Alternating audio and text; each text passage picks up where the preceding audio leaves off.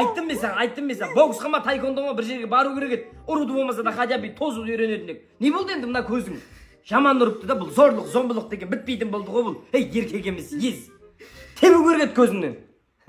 Ойнап айтып. Байдан көрмеген рахатты Кемелден көрдік қой. Кім Кемел деген? Кіме Кемел деген? Ой, сорлы, өзіңнен де бар ғой негізі Кемел деген біреумен сөйлесіп жүргесінде сен. Содан кейін ұрған ғой сен, айтпесе бекерден бекер ұрмайды ғой ол. Немене, кім ол Кемел деген? Кіммен сөйлесіп жүрсің? Айуан тез айтып бол тез. Кім ол Кемел деген? Тетек болып қаласың ба? Әй, мынау.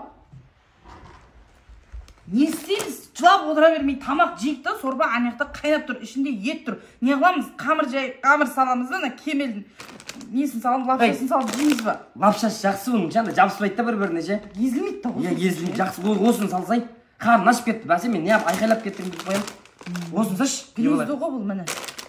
Или қамыр жайсың ба, Кемелден? Qaysi ne aytsang? Lapsha bo'ldi, lapsha.